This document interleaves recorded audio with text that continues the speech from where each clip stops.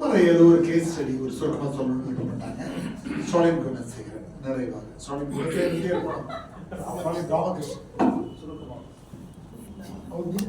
அனைவரும் சிறப்பான கருத்துக்களை அளித்தளித்தார்கள். நம்முடைய கணேஷ் ஆர்வலர் அவ்வளவு விஷயங்கள் தெளிவான கருத்து வந்து எனக்கு ஆச்சரியமா இருந்துச்சு. அதெல்லாம் வெளிப்படுத்துறது ஒரு வாய்ப்பு கிடைச்சது, மிக்க நன்றி தெரிவித்துக் கொள்கிறேன். நான் வந்து ஒரு மனநல ஆலோசகர் மற்றும் அறிவியல் பயிற்சியாளர், அதாவது ஹிப்னாட்டிஸ்ட் அண்ட் கன்சல்டன்ட் சைக்காலஜிஸ்ட். என்கிட்ட ஒரு பெண்மணி அழைச்சிட்டு வந்தாங்க. ஒரு ஏறத்தாழ 20-25 வயதுக்குள்ள இருக்கும்.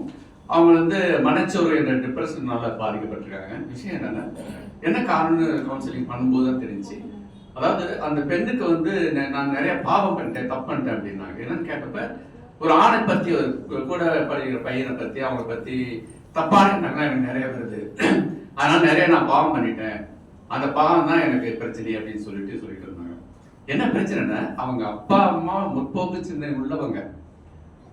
படிக்கிற பள்ளியில வந்து அது வந்து இது மாதிரி ஒரு பையனை பத்தி நினைச்சா அது பாவம் பாவம் பாவி அப்படின்னு சொல்லி கொண்டு வந்திருக்காங்க.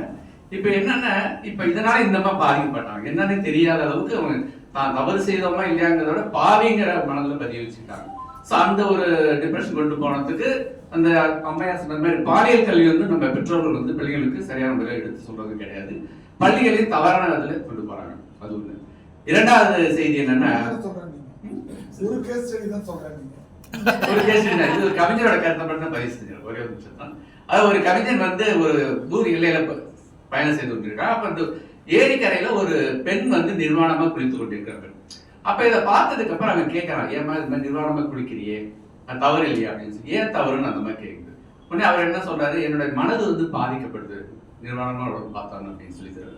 அப்போ வந்து அது வந்து உன்னுடைய மனதில் உள்ள அழுக்கு, அதுக்கு நான் ஒன்றும் செய்ய முடியாது அப்படின்னு சொல்லுவாங்க. இதோட நிறைவு பண்ண கவிதை. நன்றி.